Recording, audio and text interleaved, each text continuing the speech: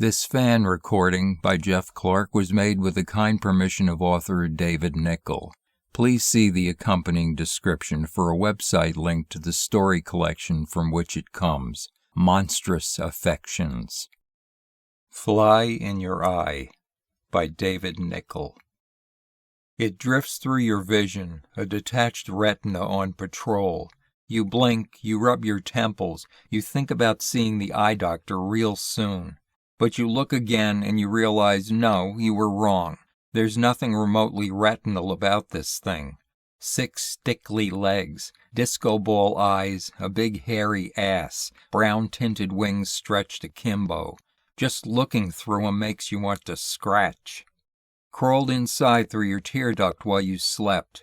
Happens one time in 100 when a tourist goes down to that place, stays one night too many in a room where the fumigation hasn't took.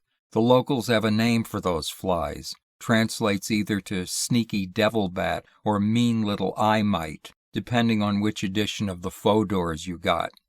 Maybe given time it'll decompose. Surely it couldn't be alive in there. You don't know much about flies, but one thing you're pretty sure about is that flies do not have the right gills for extracting oxygen from eyeball juice. The fact that it's always in a different position when it drifts past your iris doesn't prove anything. What you're seeing's an optical illusion. Fly tilts this way or that, wings seem to have moved, proboscis extends a little further, sucks a bit back. Truth is, that fly's drowned. And drowned means dead, and before long dead has got to mean decomposition.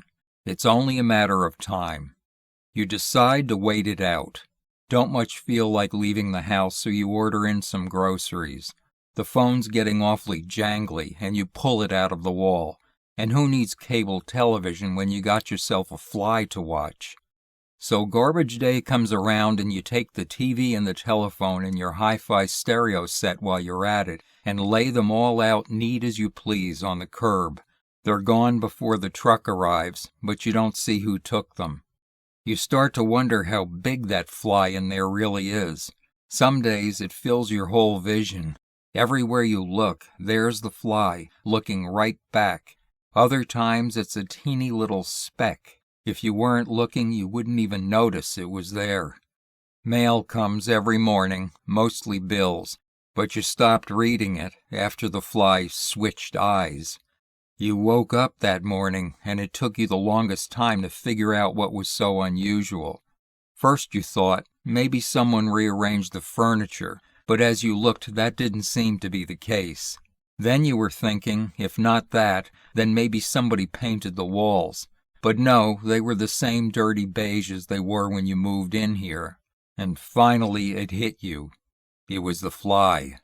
Floating there in your other eyeball. The clean eye, the empty eye, the eye that had no flyers, so you'd thought. Brown-tinted wings pressed back all sleek and smug against the bristly little curve of its rump.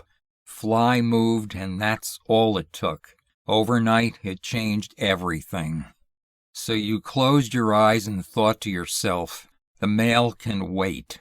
And you kept 'em closed, covered 'em up, because that way you don't have to look at that goddamn fly anymore as it jumps from one eye to the other, alive and well against all reason.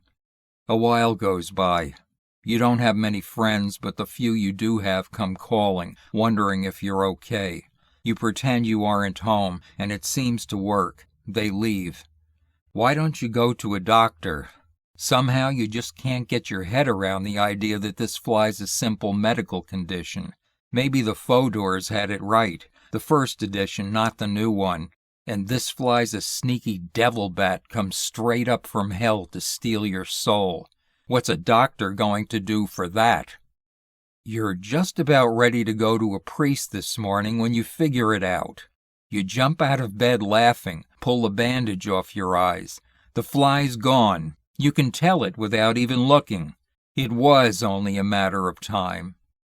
You fling open the curtains and watch the light stream in. Beautiful morning, isn't it?